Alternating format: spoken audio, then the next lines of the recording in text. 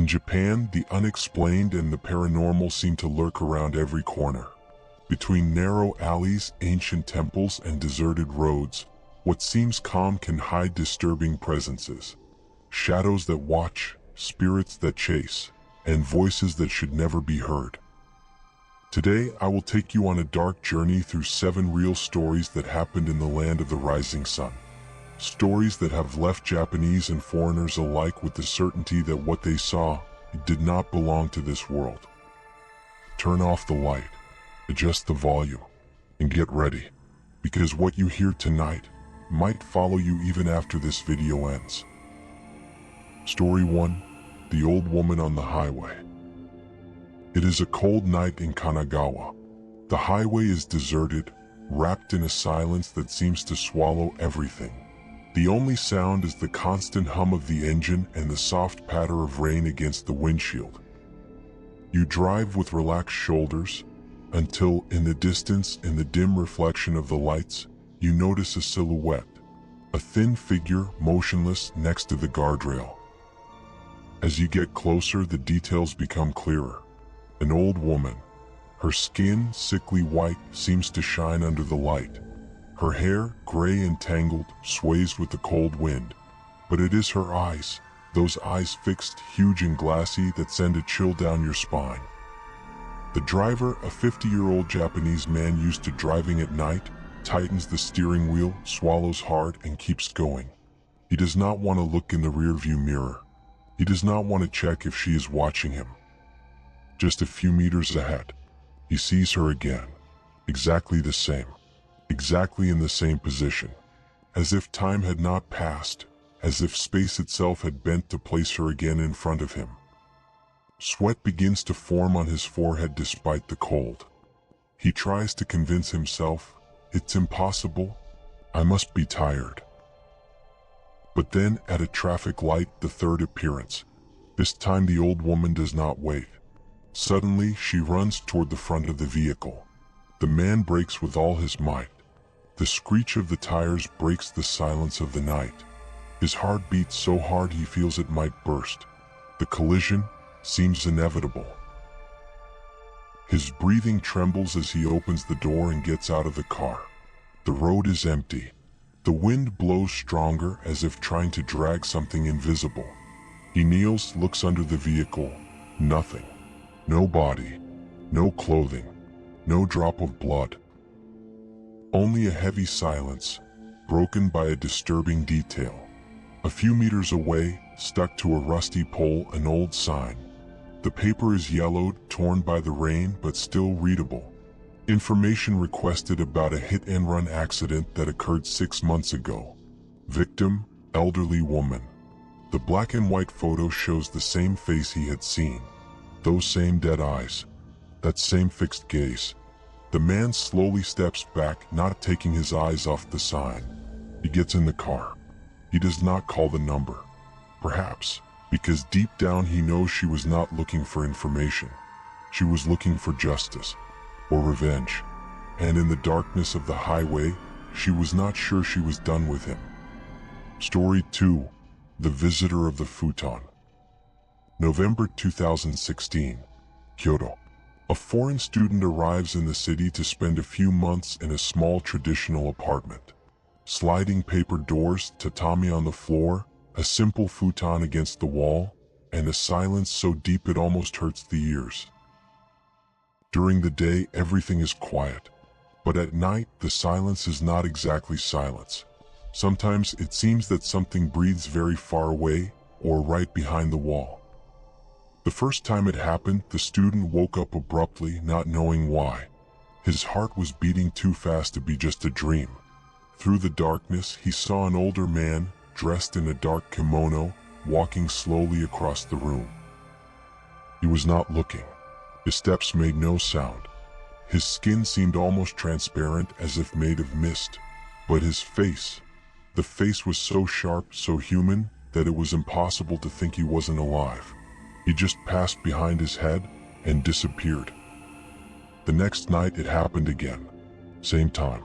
Same slow gait, as if the man followed an invisible path crossing the room for centuries. But this time he did not vanish immediately. When the ghost passed through the futon and out of sight, the student felt a gentle tug next to his leg. The blanket began to rise, centimeter by centimeter, as if something from beneath was pulling it with invisible fingers. 15 centimeters, 30, 45. He could feel cold air entering, brushing his skin. He wanted to move, but his body didn't respond. He wanted to scream, but no sound came out. All he could do was think with a desperate mental voice. Stop. Leave me alone. In an instant the blanket fell. The air became dense and heavy again. The man was gone. The strangest thing was that at that moment he did not feel paralyzing fear, just a strange calm, as if the visitor was not a threat yet. But days later, when telling the story to some Japanese friends and his teacher, their reactions disturbed him more than the experience itself. They all went silent. One paled, and the teacher in a low voice only said, "Never sleep on that futon again. Never." When he asked why, she shook her head.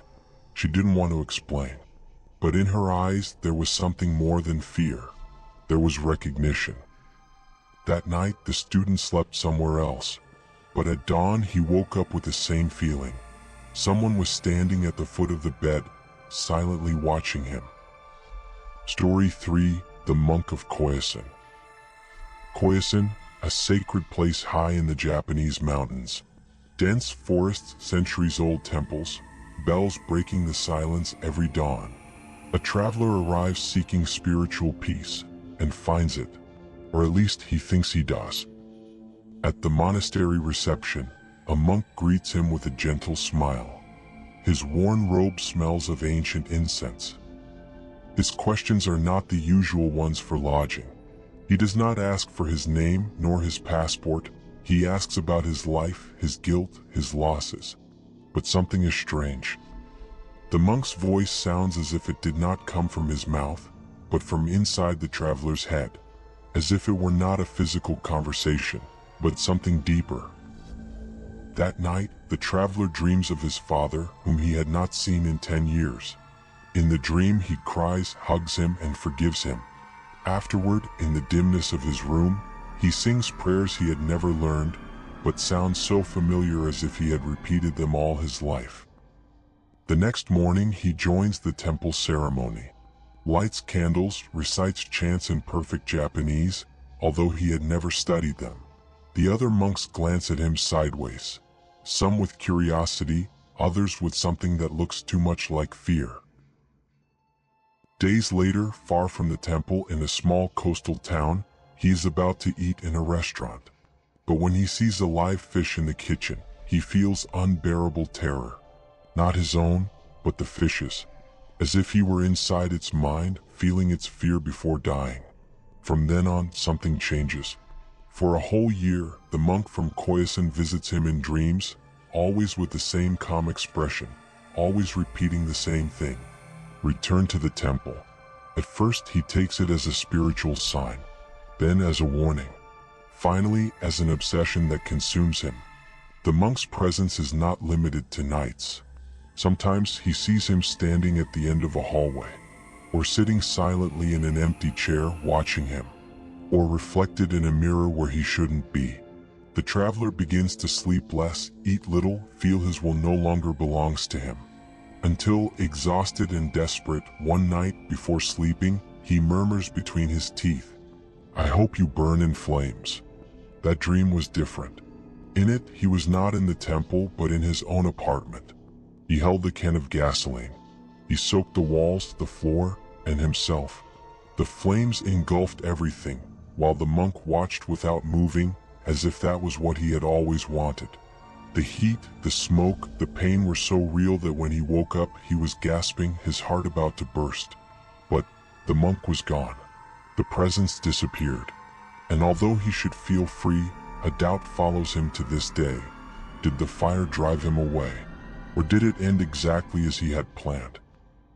Story 4: The Cousin in the House. In full quarantine, A young man temporarily moves to his aunt's house in a quiet Japanese neighborhood. The house is old, wooden, with stairs that creak even with the wind. The first mornings seem normal until he starts noticing something unsettling. Just before dawn, he hears slow footsteps going up and down the stairs, over and over, always with the same rhythm, as if the person knew exactly where to place each foot to avoid creaking, but not always succeeding. At first he thinks it is his aunt, but every time he asks, she denies with a tired smile. "No, dear, I haven't gone downstairs." With the days, the footsteps become more frequent. Sometimes they stop right in front of his door and stay there, without knocking, without entering, just waiting. Finally, one night in the kitchen, the young man insists on getting an answer. His aunt sighs as if she had been wanting to say it for years and confesses, "Your cousin's spirit lives here. He died long ago, in this house. Sometimes he throws things or sits on the bed and touches people while they sleep. But don't worry, he was a good person." The young man tries to laugh to disguise his discomfort, but that night the silence is absolute. No footsteps, no creaks, no feeling of being watched that had accompanied him since he arrived. Several days pass like this, until one dawn he opens his eyes and sees him. A pale boy sitting in the corner of the room, knees drawn up and head tilted. His mouth draws a strange smile, as if he had waited all night for him to wake up. The young man blinks, and the figure is gone. The next morning, his aunt tells him calmly, "Maybe he just wanted to greet you." But while having breakfast, the young man realizes something. His right arm is covered in marks, as if cold fingers had held him while he slept. Story 5: The Hotel Without Exit. A group of university students, bored and looking for thrills, decide to explore an abandoned hotel in the Tohoku region. The place had closed decades ago after a series of unexplained deaths that were never solved. They arrive at sunset. The air is heavy, loaded with humidity and the smell of rotten wood. From the outside, the hotel looks like a sleeping giant, with empty windows that seem to watch the intruders. Upon entering, the first thing they notice is the change in the atmosphere. The buzzing of insects disappears. Not a single cricket, no bird song. An absolute silence, so deep they hear their own amplified breathing. The flashlights barely illuminate a few meters, and yet the darkness seems to swallow the light as if the building resisted being seen. Endless corridors, dusty rooms, overturned furniture. On some walls, papers with strange symbols blackened by time. After an hour, they decide it is enough and that they should leave. But when they reach the exit, they do not recognize the way. Where the main door should be, there is only another corridor. They try to orient themselves, but each hallway seems to take them to a different place than the one they just passed. The walls start to smell of rancid moisture mixed with something else, like rotten flesh. Finally, after hours of wandering aimlessly, they find a door that leads outside. But relief turns to horror. The car is not where they left it. They search desperately until one of them sees it, in the opposite lane of the road, several meters away. It is turned on. The lights illuminate the darkness. All 4 tires are completely flat. They run out screaming their names so they don't get separated. When they finally reach the vehicle, their watches show a time that makes no sense. They had entered shortly after 6 in the evening, and now it was 2:15 in the morning. 8 hours inside the hotel. But for them, only 2. Later, one of the students, the only Japanese in the group, explains in a trembling voice what he thinks happened. This is kamigakushi, when spirits take you to another world and return you, if they want. The others try to laugh to break the tension, but none can forget the last detail. On the back seat, there were fresh mud footprints, as if someone had been sitting there waiting for their return. Story 6: The Cursed Tomb. Tokyo, Chiyoda District. Among modern skyscrapers and offices, there is a strange place. A small plaza, silent, where the noise of the city seems to fade. It is the tomb of Tara no Masakato, a 10th century samurai warrior who led a rebellion and was beheaded. His head, according to legend, traveled alone hundreds of kilometers before falling here, and since then his spirit is feared for its thirst for vengeance against anyone who disrespects it. One night, a drunk man trying to impress his friends decides to visit the tomb. Among laughter and mocking comments, he knocks down some flowers someone had left and breaks an old ceramic vase. The echo of his laughter seems to drown in the heavy air. As he staggers away, he feels something strange. A crushing weight on his shoulders, as if two enormous hands pushed him to the ground. Suddenly, a dull blow behind his knees knocks him completely down. The world spins, and before losing consciousness, he believes he hears a harsh whisper, impossible to locate. Go away. Hours later, he wakes up in a hospital.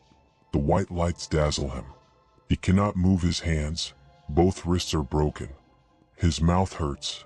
When touching it, he notices several of his teeth are chipped.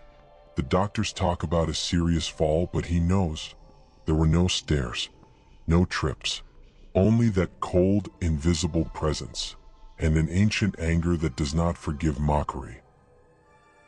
Weeks later, one of his friends searches for information and discovers something disturbing. Almost all who have tried to damage or move Masakato's tomb have died in strange accidents, some the same day. Governments and companies have tried to remove it, and ended up giving up after inexplicable tragedies. Today, the man avoids passing through that area even during the day. But sometimes, on the quietest nights, he swears he feels that weight on his shoulders again, as if Masakato was just waiting for him to make another mistake. Story 7: The Cursed Apartment. Nagoya. A young man rents a small apartment in an old building with narrow hallways and thin walls. His new life seems peaceful, except for one detail. The apartment next to his seems occupied. During the day, he hears soft knocks as if someone moved furniture or closed doors. At night, the sounds change. Dry, repetitive knocks against the wall that separates both apartments. Sometimes, a nauseating smell seeps through the cracks, a mixture of dampness, rusty metal, and something else, something that smells like rotting flesh. One day, tired, he goes to the administration to complain, but the answer chills him. That apartment is empty. No one has lived there since before you arrived. Unsatisfied, the young man keeps looking for explanations.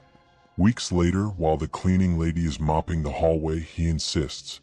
She looks both ways, lowers her voice, and tells him the truth.